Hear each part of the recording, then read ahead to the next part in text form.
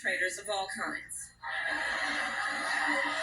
Predators who abused women, fraudsters who ripped off consumers, cheaters who broke the rules for their own gain. So hear me when I say, I know Donald Trump's type. Her early message aimed squarely at the middle class. Building up the middle class will be a defining goal of my presidency.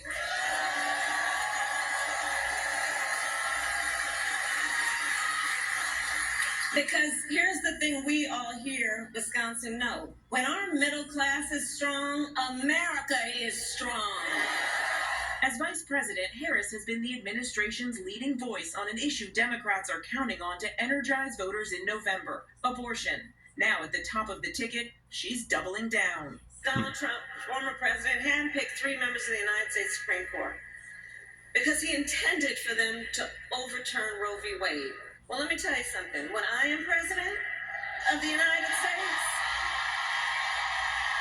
and when Congress passes a law to restore those freedoms, I will sign it into law.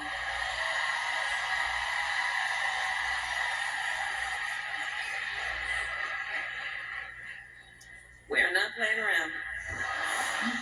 Let's get back to Mary Bruce at the White House. And Mary, you were in Milwaukee. You were inside that rally, the vice president's first campaign rally as the top of the ticket. Now the presumptive nominee, very different running for president than running as the running mate. Can you describe for the audience tonight what you witnessed in that room, any evolution you might have witnessed in the vice president? And the second part of my question is, Kamala Harris made it very clear that she believes she is uniquely qualified as a former prosecutor to make the case for the Democrats against Donald Trump.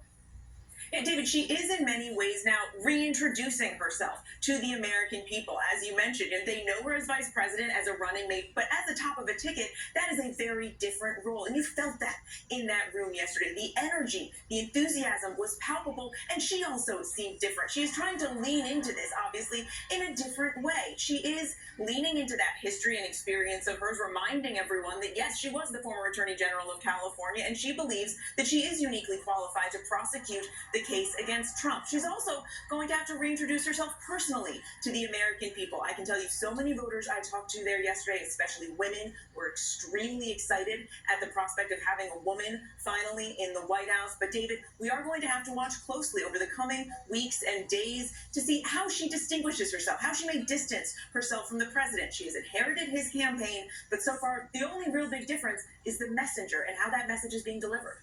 Before I move on to this, all this talk about running mates, obviously everyone's reading the tea leaves out there. I wanted to ask you, Mary, about something you were telling us just a moment ago while that piece was playing on the air. You actually, at the end of the Oval Office address, thought you had heard applause coming from the White House.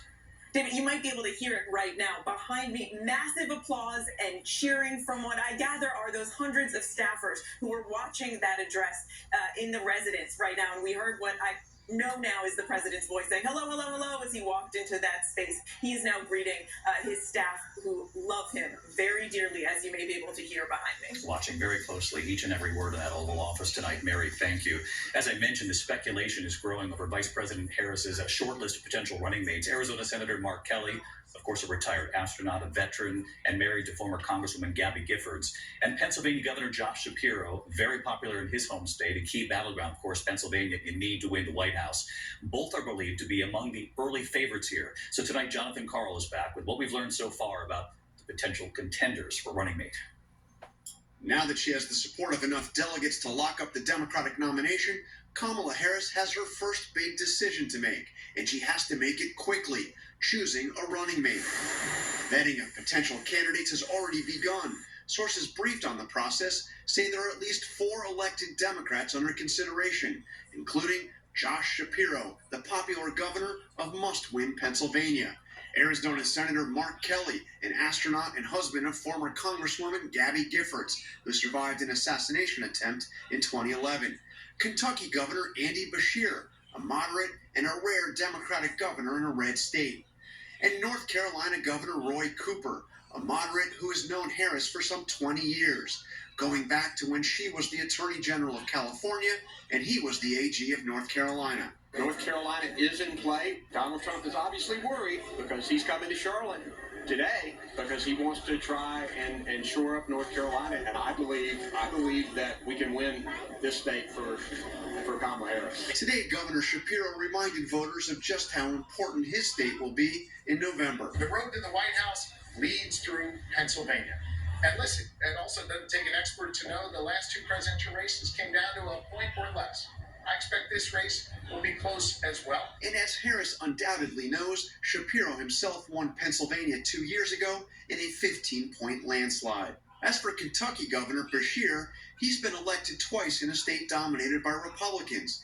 And he's been showing he's ready to take on Donald Trump's running mate, J.D. Vance, offering something of a preview of a vice presidential debate. J.D. Vance is a phony. He's fake. I mean, he first says that Donald Trump is like Hitler, and now he's acting like he's Lincoln. I mean, the problem with J.D. Vance is he has no